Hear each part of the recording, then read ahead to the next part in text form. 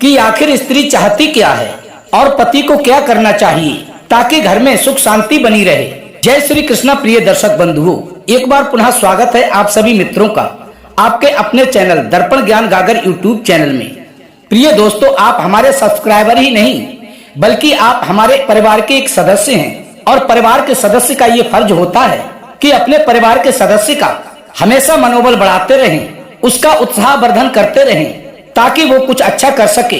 तो इसलिए प्रिय दोस्तों, आपसे निवेदन है कि यदि अभी तक आपने हमारे चैनल को सब्सक्राइब नहीं किया है तो प्लीज अभी हमारे चैनल को सब्सक्राइब कर लें, वीडियो को लाइक करें, अच्छे अच्छे कमेंट करें और हो सके तो अपने सगे संबंधियों व मित्रों तक वीडियो को शेयर अवश्य करें। प्रिय दोस्तों, क्योंकि आज हम आपके समक्ष बहुत ही ज्ञानवर्धक व मोटिवेशनल कहानी लेकर के उपस्थित हुए हैं। तो आइए प्रिय दर्शक बंधुओं, आपका अधिक समय नष्ट ना करते हुए देखते हैं इस प्यारे से प्रसंग की ओर। यदि आप चाहते हो कि परिवार में कभी भी कलह कलेश उत्पन्न ना हो और पति पत्नी के बीच संबंध सदैव ही मधुर बने रहें, तो आप इस प्रसंग को पूरा व अंत तक अवश्य सुने। प्रिय दोस्तों, किसी नगर में एक राजा राज्य करता था। उस राजा का एक विद्वान मंत्री भी था। वो मंत्री इतना विद्वान था कि जब भी राजा किसी बड़ी समस्या या दुविधा में होता था तो वो मंत्री उस राजा की दुविधा को हल किया करता था। एक बार क्या होता है प्रिय दर्शक बंधुओं, उस राजा से उसकी पत्नी एक प्रश्न पूछती है और कहती है कि हे महाराज, आप मेरे प्रश्न का उत्तर दीजिए, नहीं तो मैं तुम्हें छोड़कर अपने मायके चली जाऊंगी। प्रिय दोस्तों, वो राजा अपनी रानी से अत्यंत प्रेम किया करता था, इसलिए वो ये नहीं चाहता था कि उसकी रानी अपने मायके जाए। तो राज दरबार में आकर उस राजा ने अपने बुद्धिमान मंत्री को बुलाया और उससे कहा कि आज मैं बहुत बड़ी दुविधा में पड़ गया हूँ। मेरी रानी ने मुझसे एक प्रश्न किया है कि आखिर स्त्री चाहती क्या है और मेरे पास उसके इस प्रश्न का उत्तर नहीं है। इसलिए या तो तुम इस प्रश्न का उत्तर दो, नहीं तो मैं तुम्हें फांसी पर चढ़ा दूंगा। अब तो प्रिय दोस्तों, वह विद्वान मंत्री बहुत बड़ी दुविधा में फंस जाता है। तो वो राजा से हाथ जोड़कर कहता है कि हे राजन, कि इस प्रश्न का उत्तर खोजने में मुझे 1 वर्ष लगेगा और यदि मैं 1 वर्ष के अंदर तुम्हारे इस प्रश्न का उत्तर ना दे सकूं तो आप मुझे अवश्य ही फांसी पर चढ़ा देना। प्रिय दोस्तों, मंत्री की ये बात सुनकर वो राजा उसकी बात से सहमत हो जाता है और उस मंत्री के लिए 1 वर्ष का समय दे देता है। तभी राजा बोला, ठीक है, मैं तुम्हें 1 साल की मोहलत देता हूँ। यदि तुमने 1 साल के अंदर मेरे इस प्रश्न का ठीक उत्तर नहीं दिया तो मैं तुम्हें फांसी पर चढ़ा दूंगा। यदि तुमने ठीक उत्तर दे दिया तो मैं तुम्हारी फांसी निरस्त कर दूंगा और तुम्हारी जान बख्श दूंगा। प्रिय दर्शक बंधुओं, अब वह विद्वान मंत्री राजा के प्रश्न का उत्तर ढूंढने के लिए चारों दिशाओं में बहुत घूमा, बड़े बड़े विद्वानों के पास गया, साधु संतों के पास गया, लेकिन उसको उसके प्रश्न का संतोषजनक उत्तर प्राप्त नहीं हुआ और हर जगह से उसे निराशा ही हाथ लगी।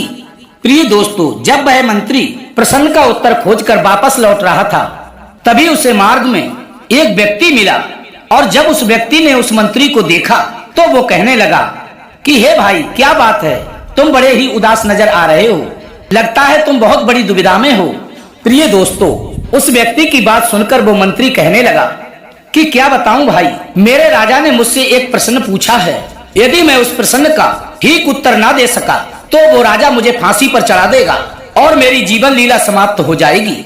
मैं उस प्रश्न का उत्तर चारों दिशाओं में खोजकर वापस आ रहा हूँ और वो उत्तर ना मिलने के कारण मुझे बहुत निराशा महसूस हो रही है, इसलिए उदास हूँ भाई। तभी वह व्यक्ति बोला, तुम्हारा प्रश्न क्या है? तभी वह विद्वान बोला कि मेरा प्रश्न है कि आखिर स्त्री चाहती क्या है? तो वह व्यक्ति बोला कि यदि तुम अपने प्रश्न का उत्तर चाहते हो तो यहाँ से कुछ दूर एक जंगल में एक चुड़ैल रहती है, तुम उसके पास चले जाओ, वह तुम्हारे इस प्रश्न का उत्तर अवश्य ही बता देगी।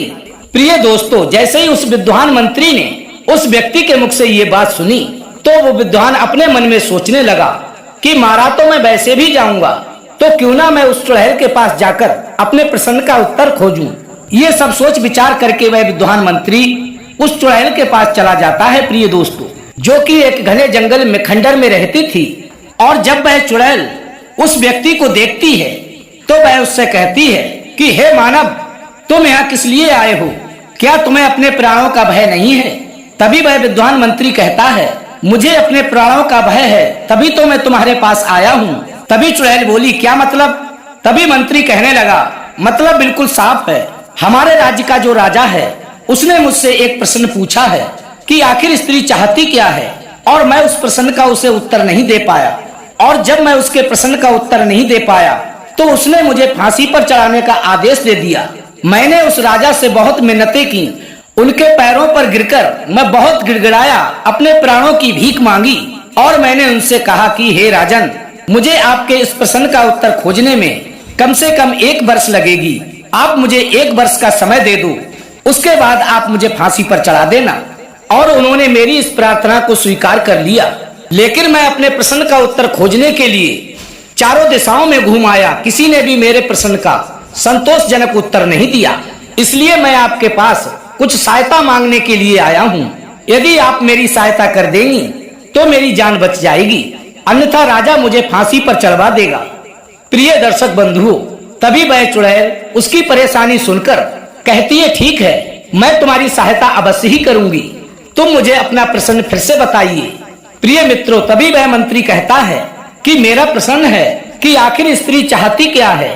प्रिय दोस्तों, तभी वह चुड़ैल उस विद्वान से कहती है कि मैं तुम्हें तुम्हारे प्रश्न का उत्तर तो दे दूंगी, किंतु मेरी एक शर्त है। यदि तुम मेरी शर्त को स्वीकार करो तो मैं तुम्हारे प्रश्न का उत्तर देने को तैयार हूँ।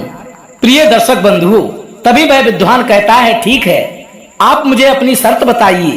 तभी चुड़ैल कहती है कि यदि मैं तुम्हारे प्रश्न का उत्तर दूंगी तो तुम्हें मेरे साथ विवाह करना होगा। प्रिय दोस्तों, तभी वह विद्वान मन ही मन सोचता है कि यदि मुझे प्रश्न का उत्तर नहीं मिला तो भी मेरी जान नहीं बचेगी। इससे तो अच्छा यही है कि मैं इस चुड़ैल के साथ विवाह करने के लिए हाँ कर देता हूँ। प्रिय दोस्तों, तभी उस चुड़ैल की शर्त सुनकर वह विद्वान मंत्री कहने लगा, अच्छा ठीक है, तुम मेरे प्रश्न का उत्तर दो कि आखिर स्त्री चाहती क्या है, मैं तुमसे विवाह करने को तैयार हूँ। प्रिय सज्जनों, जैसे ही उस विद्वान ने उस चुड़ैल की शर्त स्वीकार की तो उस चुड़ैल ने उस विद्वान के साथ उसी समय उसी स्थान पर विवाह कर लिया। फिर विवाह करने के बाद वह चुड़ैल उस विद्वान मंत्री से कहने लगी, तुमने मेरी बात मानकर मुझसे विवाह किया है तो मैं भी तुम्हें प्रसन्न रखने के लिए एक फैसला करती हूँ कि 12 घंटे में चुड़ैल और 12 घंटे में एक सुंदर स्त्री बनकर तुम्हारे पास रहूंगी। अब तुम बताओ कि मैं दिन में चुड़ैल बनकर रहूं या रात में। प्रिय श्रोता बंधुओं, तभी वह विद्वान सोचता है कि यदि ये स्त्री दिन में मेरे साथ चुड़ैल बनकर रहेगी तो दिन ठीक से नहीं गुजरेगा, और यदि ये रात में चुड़ैल बनकर मेरे साथ रहेगी तो मेरी रात नहीं कटेगी। प्रिय दोस्तों, तभी वह विद्वान उस चुड़ैल से कहता है कि तुम एक काम करो कि जब तुम्हारा मन चुड़ैल बनने का हो तब तुम मेरे साथ चुड़ैल बनकर रहना, और जब तुम्हारा मन सुंदर परी बनकर मेरे साथ रहने का हो तो तुम मेरे साथ सुंदर परी बनकर रहना। मुझे किसी भी प्रकार की कोई आपत्ति नहीं है। प्रिय मित्रों, तभी वह चुड़ैल कहती है कि तुम जानना चाहते थे कि आखिर स्त्री चाहती क्या है, तो तुम्हारे प्रश्न का उत्तर है कि स्त्री हमेशा अपनी इच्छा से कार्य करना चाहती है, कि यदि तुम स्त्री को उसकी इच्छा से कार्य करने दोगे, अर्थात उसके मन का काम करने दोगे, तो वह सुंदर परी बनकर तुम्हारे साथ रहेगी, और यदि तुम उसको उसके मन की नहीं करने दोगे तो वह चुड़ैल बनकर रहेगी।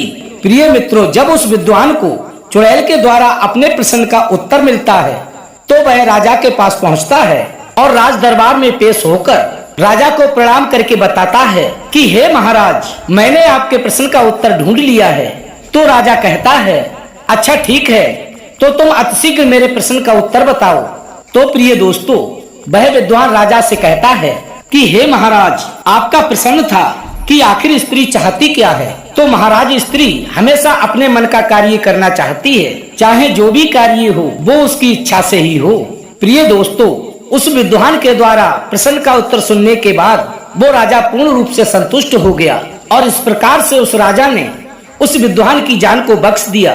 क्योंकि प्रिय दोस्तों, उस विद्वान ने उस चुड़ैल से कहा था कि तुम अपनी मर्जी से कभी परी बन जाना, और अपनी मर्जी से ही जब तुम्हारा जी करे तब तुम चुड़ैल बन जाना, मुझे कोई भी समस्या नहीं है। तो चुड़ैल ने कहा था कि हर स्त्री अपनी मर्जी का कार्य करना चाहती है, इसलिए अब मैं सदैव आपके साथ सुंदर परी के समान बनकर रहूंगी और कभी भी मैं चुड़ैल नहीं बनूंगी। तो प्रिय दोस्तों, यदि आप भी ये चाहते हैं कि आपके परिवार में सब कुछ ठीक ठाक रहे, घर में कलह कलेश ना हो और आपका वैवाहिक जीवन अच्छी तरह से व्यतीत हो, तो स्त्री को सदैव ही अपनी इच्छा से कार्य करने दें, और यदि वह अनुचित जिद करे तो उसको कभी भी ना माने, क्योंकि जब स्त्री अपनी इच्छा से कोई कार्य करती है तो घर परिवार में किसी प्रकार का कलह और कलेश नहीं होता है और घर में सदैव ही सुख शांति बनी रहती है।